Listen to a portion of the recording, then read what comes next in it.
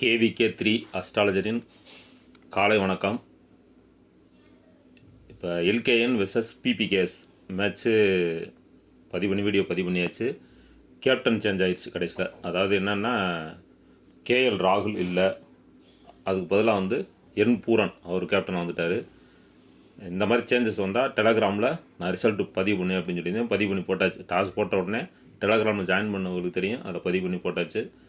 இதுதே டெலகிராமில் ஜாயின் பண்ணுங்கன்னு சொல்கிறது. நிறைய பேர் வந்திருக்கியா, ஆனால் சில பேர் கிடைக்கல அப்படிலாம் இல்லை, வந்துக்கிட்டே இருக்காங்க. ட்ரை பண்ணி பாருங்கள். உங்களுக்கு இந்த மாதிரி சூழ்நிலை வரும்போது ரிசல்ட் அதில் தான் சொல்லப்படும். பிளேயர்ஸ் பெருசாக ஒன்றும் சேஞ்சஸ் ஆகிற வாய்ப்பு இல்லை. அதாவது நான் விளையாடுவோம்னு சொல்லின பிளேயர்ஸ் விளையாடுவாங்க. சில பேர் ஏன்னா கேப்டன் சேஞ்சஸ் வந்ததுனால கொஞ்சம் எதிரணியில் நான் யார் ப்ளே பண்ண மாட்டாங்கன்னு சொன்னானோ அவங்க ப்ளே பண்ணுறதுக்கான வாய்ப்புகள் இருக்கும். அந்த மாற்றங்கள் கட்டாயம் வரும். அதுதான் கேப்டன் சேஞ்சஸ் ஆனால் வரும், ஆனால் ரொம்ப பெருசாக ஒன்றும் மாற்றம் வராது அப்படிங்கிற மாதிரி எடுத்துக்கிறோங்க. இப்போ 12வது மேட்ச் ஜிடி வெர்சஸ் எஸ்ஆர்ஹெச். இப்போ ஜிடியில் இந்த மேட்ச் மதியம் 3:30 மணிக்கு, அதாவது 31/3/2024 மதியம் 3:30க்கு அகமதாபாத்தில் நடக்குது. இப்போ ஜிடியை பொறுத்த வரைக்கும் எஸ் கில் கேப்டனாகவும், எஸ்ஆர்ஹெச்சில் பி கம்மின்ஸ் அவர் கேப்டனாகவும் இருக்காங்க. இப்போ கடைசியாக ஆண்ட பிளேயர்ஸ் லிஸ்ட்டு என்னென்னு பார்ப்போம். ஜிடியை பொறுத்த வரைக்கும் W Saha, S Gill, S Sudharsan, V Shankar, D Miller, A Omarzai, R Tewatia, R Khan, U Yadav, S Johnson, Sai Kishore, M Sharma இவங்க விளாண்டுருக்காங்க லாஸ்ட்டில். எஸ்ஆர்ஹெச்சை பொறுத்த வரைக்கும் M Agarwal, T Head, A Sharma, A Markram, H Klaasen, A Samad, S Ahmed, P Cummins, M Markande, J Unadkat, U Malik, B Kumar இவங்கெல்லாம் கடைசி மேட்ச்சில் விளாண்ட பிளேயர்ஸ் லிஸ்ட்டு. இன்றைக்கி 2 மேட்ச் இருக்குது. இப்போ 3:30 மணிக்கு ஒரு மேட்சும், அதுக்கப்புறம் 7:30 மணிக்கு டிசி வெர்சஸ் சிஎஸ்கே மேட்ச்சு. அது விசாகப்பட்டினத்தில் நடக்குது இரவு 7:30 மணிக்கு. இப்போ இந்த மேட்சை பொறுத்த வரைக்கும் 3:00 மணி மேட்சை பொறுத்த வரைக்கும் என்ன லக்கணம் அப்படின்னு பார்த்தோன்னா சிம்ம லக்கணம். சிம்ம லக்கணத்தில் ஆரம்பித்து செகண்ட் இன்னிங்ஸு கன்னி லக்கணத்தில் முடியுது. நட்சத்திரம் புதன்தே இருக்கார், அதாவது கேட்டை நட்சத்திரம் தான். 3ஆம் பாதம் 4ஆம் பாதத்தில் முடியுது. புதனுடைய நட்சத்திரத்தில் மேட்ச் முடிஞ்சிருது. இதில் கிரகங்கள் எந்த மாற்றமும் இல்லை, ஒன்றும் பெருசாக ஒன்றும் மாற்றங்கள் இல்லை பிளேயர்ஸை பொறுத்த வரைக்கும். இப்போ ஜிடி ஃபஸ்ட்டு பேட்டிங் பண்ணி எஸ்ஆர்ஹெச் ஃபீல்டு பண்ணி யார் யாருக்கு நல்லா இருக்குன்னு பார்ப்போம். டபிள்யூ சகா அவருக்கு சுமாராக தான் இருக்குது. எஸ் கில் அவர், அதாவது டபிள்யூ சகாவும் சரி எஸ் கில்லும் சரி நான் எடுக்கலை, ஏன்னா பெருசாக ஒன்றும் பாயிண்ட் இல்லை அப்படிங்கிற மாதிரி தான் இருக்குது. இப்போ கூட இந்த மேட்ச் கேஎல் ராகுல் சிறப்பு இல்லை அப்படின்னு சொல்லியிருந்தேன். ஒரு 16 ரன் எடுத்துகிட்டு அதில் அவுட் ஆகிட்டார். அதுக்கப்புறம் பதிவு பண்ணக்கூடிய வீடியோ தான் அது.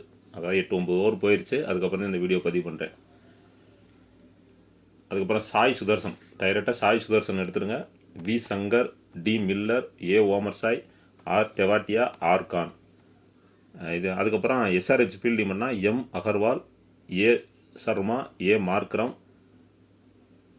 எஸ் அகமத், ஜே உனட்கட் இவர் எடுத்துக்கலாம். மொத்தமே 11 பேரையும் சொல்லியிருக்கேன்.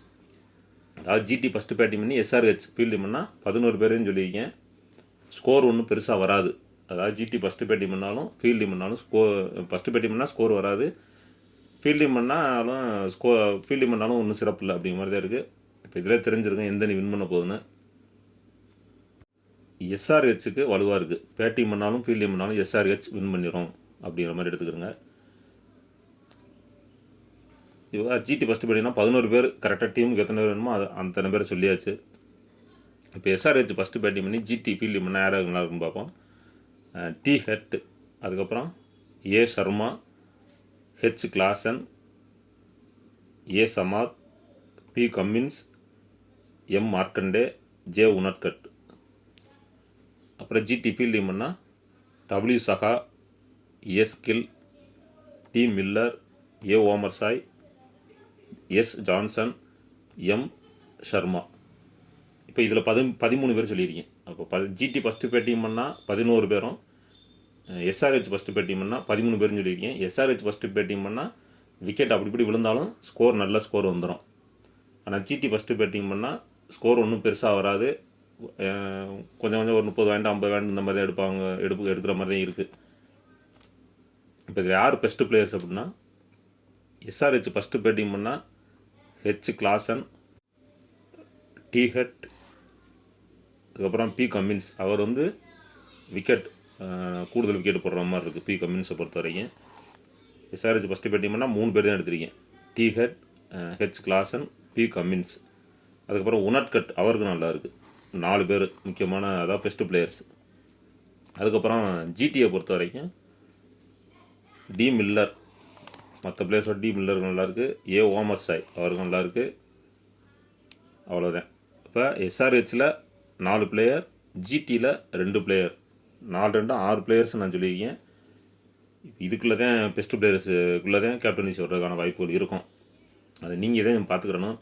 அது எத்தனை தடவை சொன்னாலும் திரும்ப திரும்ப கமெண்டில் போட்டுகிட்டே இருக்கீங்க, கேப்டன் சொல்லுங்கள், விசி சொல்லுங்கள். இது போல் தூரம் க்ளோஸாக சொல்லியும் நீங்கள் அதை புரிஞ்சு எடுத்துக்கலைன்னா உங்களுக்கு கரெக்டாக 11 பேர் கேப்டன்சியோட சொல்கிற. ஸோ யார் சொல்கிறாங்களோ அவங்களோட வீடியோ போய் நீங்கள் பார்க்கலாம். 100% கரெக்டாக சொல்கிறவங்களாம் நிறையா பேர் இருக்காங்க. அவங்களோட வீடியோ போய் பாருங்கள். இது எனக்கு தொல்லையாக தெரியுது. ஏன்னா ஒரு தடவை சொன்னோன்னா அப்படி புரிஞ்சுக்கிறணும். நீங்கள் ஒன்றும் சின்ன பிள்ளை கிடையாது. வீடியோ பார்க்குறவங்க யாருமே சின்ன பிள்ளை கிடையாது, பெரிய ஆளுங்க தான். நீங்கள் புரிஞ்சுக்கிறணும். இந்த இந்த பெஸ்ட்டு பிளேயர்ஸுங்கிறது நான் இது வரைக்கும் யாருமே சொன்ன மாதிரி தெரியல எனக்கு தெரிஞ்சுட்டு. மொத்தமாக லிஸ்ட்டை சொல்லிவிட்டு விட்டுருவா, அவ்வளோதான். நான் இவ்வளோ தூரம் சொல்கிறேன். அப்புறம் திரும்ப கேப்டன் யார், அப்புறம் விசி யார், எத்தனை பாயிண்ட்டு, ஸ்கோர் எவ்வளவு, அதெல்லாம் கேட்குறிய. ஸ்கோர் கேட்குற நண்பர்கள்லாம் கேட்காதீங்க. ஏன்னா ஒரு நண்பர் சொல்லிட்டார், ஸ்கோர்லாம் சொன்னீங்கன்னா பெட்டிங்கில் போய் அதை பணத்தை கட்டிக்கிட்டு இருப்பாங்க அப்படிங்கிறாரு. அதனால் நீங்கள் அந்த இதெல்லாம் பண்ண வேண்டிய அவசியம் கிடையாது. நான் எனக்கு தெரிஞ்ச விஷயத்த உங்கள்கிட்ட சொல்கிறேன். அப்படின்னா நீங்கள் வந்து உங்களுடைய உழைப்பு அதில் 50% இருந்தால் தான் நீங்கள் பணம் கட்டி விளாட்றவங்க ஏதாவது வின் பண்ண முடியும். இதையும் பார்த்துக்கிறோங்க. இப்போ அடுத்த மேட்ச்சு வீடியோ வந்து இன்றைக்கி இரவே பதிவு பண்ணி போட்டுருவேன். சிஎஸ்கே வர்சஸ் டிசி மேட்ச்சு தொடர்ந்து ஃபாலோ பண்ணிக்கிறோங்க. சப்ஸ்கிரைபர் தினசரி 100 பேர் குறையாமல் வந்துக்கிட்டு தான் இருக்கீங்க. அவங்களுக்கு என்னுடைய நன்றியை தெரிவிச்சுக்கிறேன். புதுசாக வர்ற சப்ஸ்கிரைபர் இப்போ இந்த ஐபிஎல் ஆரம்பிச்சுட்டு 2000 பேர் வந்துருக்கீங்க அப்படின்னா அவங்க வந்து பழைய வீடியோலாம் கொஞ்சம் போய் பாருங்கள். அப்போ தான் உங்களுக்கு ஐடியா கிடைக்கும். ஏன்னா எப்போ வேணாலும் ரிசல்ட் மாறலாம். ஒரு 4-5 மேட்ச் கரெக்டாக வந்துக்கிட்டே இருக்குன்னு சொல்லிட்டு அந்த 4-5 மேட்ச்சில் வின் பண்ண அமௌண்ட்டு கொண்டே 6வது மேட்ச்சில் கொண்டே மொத்தமாக போட்டிங்கன்னா அந்த மேட்ச் ஃபெயிலியர் ஆயிடுச்சு, ஒரு பேச்சு திறன் ஃபெயிலியர் ஆயிடுச்சு அப்படின்னா அந்த மொத்த அமௌண்ட்டும் போயிடும். அதனால் ஒரே மாதிரி அமௌண்ட்டு ஒரே மாதிரி அமௌண்ட் போட்டு ப்ளே பண்ணுற மாதிரி தான் பண்ணுங்கள். ஆனால் இதெல்லாம் நான் சொல்லவே கூடாது, அது உங்களுடைய விருப்பம் தான். அதுக்கு தகுந்த மாதிரி பார்த்துக்குங்க. தேங்க்யூ.